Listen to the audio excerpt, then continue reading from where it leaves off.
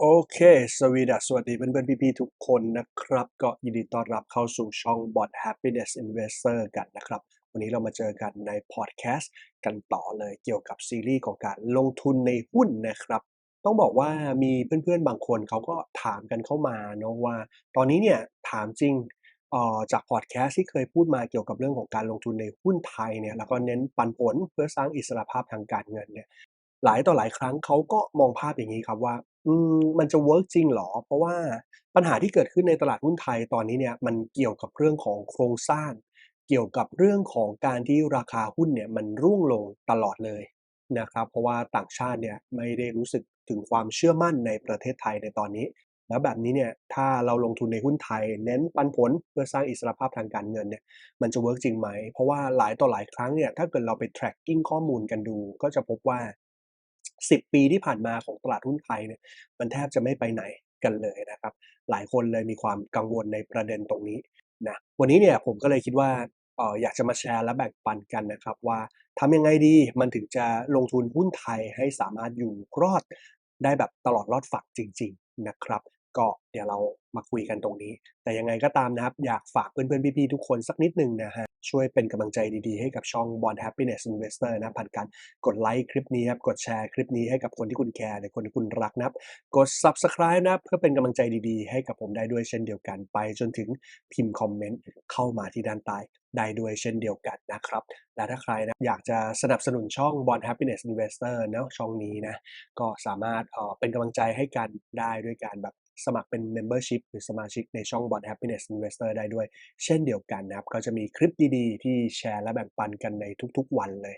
นะครับในช่วงวันธรรมดาเนาะยกเว้นเสาร์อาทิตย์ที่อาจจะมีวันหยุด ตรงนั้นก็อาจจะหยุดลงคลิปกันไปนะครับคือโอเคเรามาคุยกันเกี่ยวกับเรื่องของเราดีกว่านะครับบางคนเนี่ยอาจจะมองภาพงี้ครับว่าถ้าเราลงทุนหุ้นไทยเนี่ยเน้นสร้างปันผลอย่างที่โคชบอลว่าเนี่ยปัญหาคือเราได้ปันผลจริงซึ่งปันผลบางทีมันอาจจะ3% 5%สำหรับหุ้นบางตัวแม้ครั้งที่แล้วจะบอกว่า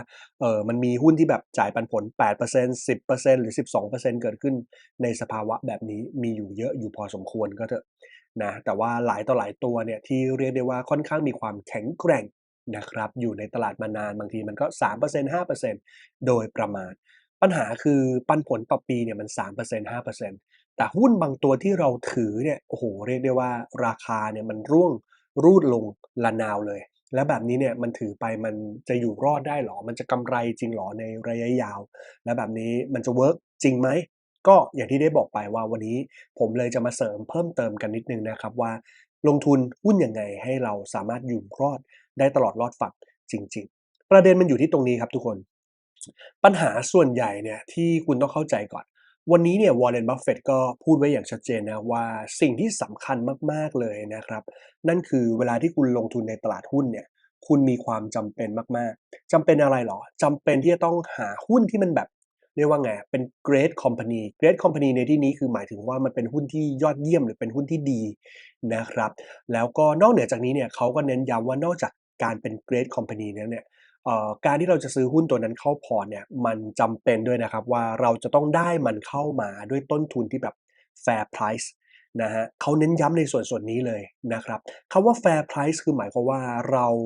เราควรจะซื้อหุ้นเข้ามาโดยที่หุ้นตัวนั้นเนี่ยมันไม่แพงนึกออกเปล่า โอเคแหละบางทีมันอาจจะไม่ได้ถูกมากจนเกินไปแต่อย่างน้อยมันต้องไม่แพงนะเพราะว่า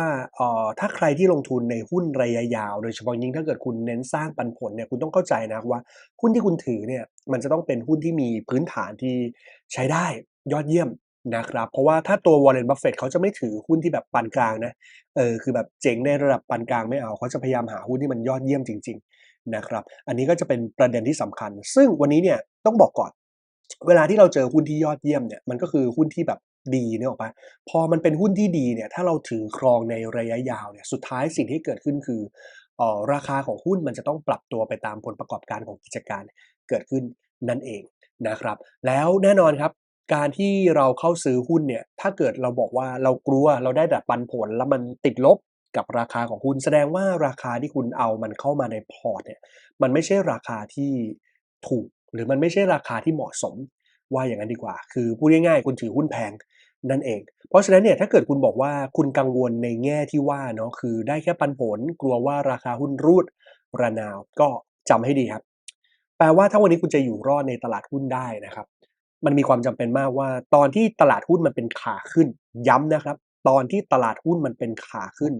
คุณมีความจำเป็นที่จะต้องมีของก่อนหน้านั้นแล้วของที่คุณได้มาเนี่ยในตอนนั้นเนี่ยมันแปลว่าคุณซื้อก่อนที่ตลาดหุ้นมันจะเป็นขาขึ้นนึกออกเปล่า หรือว่าเริ่มเห็นแนวโน้มสัญญาณว่ามันกำลังขึ้นซึ่ง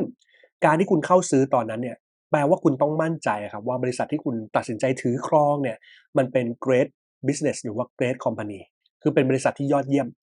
ในขณะเดียวกันเนี่ยราคาที่คุณได้มาถ้าคุณกลัวการติดดอยหรือว่าราคาหุ้นรูดแบบระนาวจนแบบโอ้โฮไม่มีผลตอบแทนเลยแสดงว่าคุณต้องได้มันเข้ามาในพอร์ตแบบที่ Fair Price คือเป็นราคาเหมาะสมคำว่าราคาเหมาะสมย้ำอีกครั้งนะครับ นั่นคือไม่แพงนะครับหรือว่าราคาถูกก็ได้แต่ถามว่ามันเทียบกับอะไรมันแปลว่าคุณก็ต้องประเมินมูลค่ากันเป็นด้วยเช่นเดียวกันซึ่งถ้าเราพูดถึงการประเมินมูลค่ามันก็เป็นเรื่องของศาสตร์และศิลป์ด้วยเหมือนกันนะครับแปลว่าสุดท้ายแล้วเนี่ยถ้าคุณมีของก่อนหน้าในสภาวะที่แบบตลาดมันเป็นขาขึ้นเนาะเออแล้วคุณได้ต้นทุนที่ดีมากพอแล้วสิ่งที่สำคัญนะครับถ้าคุณอยากจะให้ราคาของหุ้นตรงนั้นเนี่ยมันสามารถทำกำไรส่วนต่างให้พอร์ตของคุณได้ด้วยเนี่ยจุดสำคัญมากๆเลยแปลว่าหุ้นที่คุณเน้นเข้ามาในพอร์ตตอนที่ถือในตลาดขาขึ้นมันจะต้องเห็นแนวโน้มว่าหุ้นตัวนั้นเนี่ยเป็นหุ้นที่มันเติบโตได้นะครับอันนี้สำคัญมากๆเลยนะคือเห็นว่ามันมีโอกาสเติบโตได้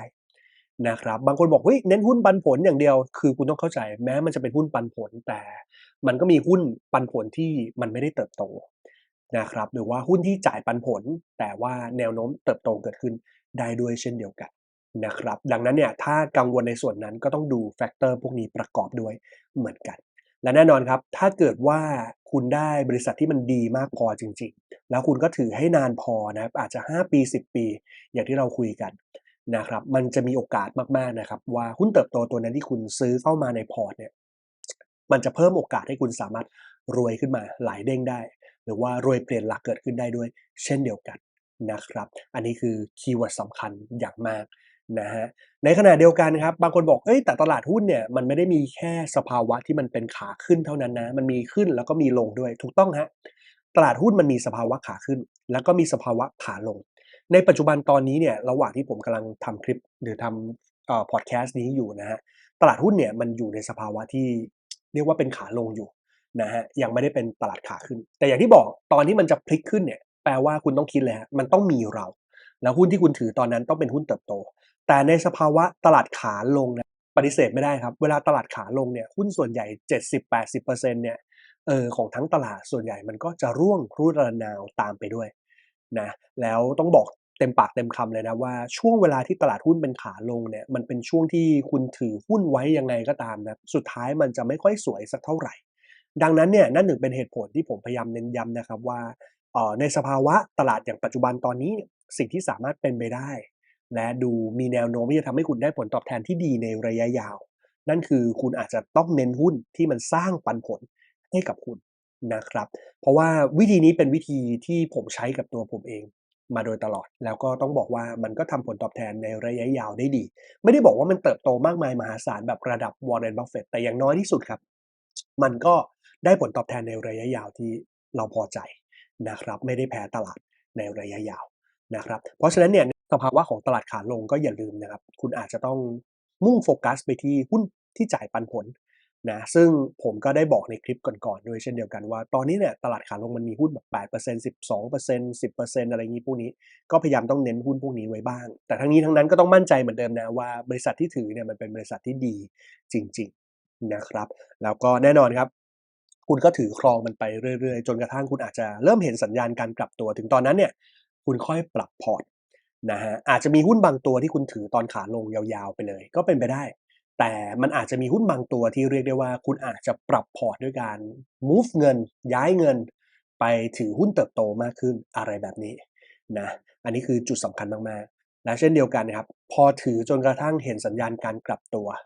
นะหรือว่าเห็นว่าเฮ้ยตลาดเนี่ยในตอนนี้ sentiment ต่างๆมันพร้อมที่จะดีดตัวขึ้นนะครับสิ่งที่ห้ามลืมเด็ดขาดคือระหว่างเส้นทางมันไม่ใช่แค่คุณปรับพอร์ตแต่คุณจำเป็นที่จะต้องถือเงินสดรอเอาไว้ด้วยนะครับ การถือเงินสดถือเพื่ออะไรเพื่อให้คุณเนี่ยรู้สึกตัวนะครับว่าจริงๆคุณกำลังมีเงินสำรองอยู่ในพอร์ตอยู่ไม่อย่างงั้นเนี่ยตอนคุณซื้อหุ้นในตลาดขาลงคุณไม่มีทางรู้นะครับว่าจุดต่ำสุดอยู่ที่เท่าไรมันจะกลายเป็นว่าคุณก็ซื้อจนกระสุนเงินของคุณมันหมดดังนั้นเนี่ยมันต้องแบ่งนะครับต้องแบ่งเงินเพื่อเข้านะครับว่าสมมุติเนี่ยตลาดหุ้นตอน1,200จุดคุณจะซื้อ1ไม้ ตลาดลงมา 1,100 จุดซื้ออีก1ไม้ตลาดต่ำกว่า 1,000 จุดซื้ออีก1ไม้หรือต่ำกว่าเท่าไรคุณจะซื้ออีก1ไม้เนี่ยคุณต้องมีการแบ่งเงินตรงนี้เอาไว้ด้วยเช่นเดียวกันแล้วก็เน้นการสะสมนะคีย์คือเน้นไปที่การสะสมแน่นอนครับเมื่อคุณสะสมหุ้นในสภาวะตลาดขาลงรอนานพอถือนานพอจนกระทั่งตลาดเป็นขาขึ้นถือครองมันในระยะยาวสุดท้ายโอกาสที่เงินของคุณจะทำงานหนักแทนคุณและทำให้คุณมั่งคั่งร่ำรวย มากขึ้นก็จะเกิดขึ้นในที่สุดนะครับก็ลองเอาแนวคิดตรงนี้ไปปรับใช้กันดูนะครับก็หวังว่าพอดแคสต์ชุดนี้จะพอเป็นประโยชน์ให้กับเพื่อนๆพี่ๆทุกคนไม่มากก็น้อยนะครับก็อย่าลืมนะครับเป็นกำลังใจให้กันด้วยนะผ่านการกดไลค์กดแชร์กด Subscribe ได้ด้วยเหมือนกันสุดท้ายและท้ายที่สุดฝากเอาไว้ก็แล้วกันนะครับว่าเมื่อไหร่ก็ตามที่คุณเข้าใจเงินครับคุณจะเป็นหนึ่งคนที่เข้าใจชีวิตนะครับ เช่นเดียวกันนอกจากการเข้าใจชีวิตมันจะทำให้คุณเข้าใจในเรื่องของการลงทุนได้ด้วยเช่นเดียวกันผมโคชบอลวันนี้ขอบคุณทุกคนมากๆเลยนะที่เข้ามาชมและรับฟังคลิปนี้กันนะครับแล้วไว้เจอกันในพอดแคสต์หน้าหรือคลิปหน้านะครับสวัสดีครับผม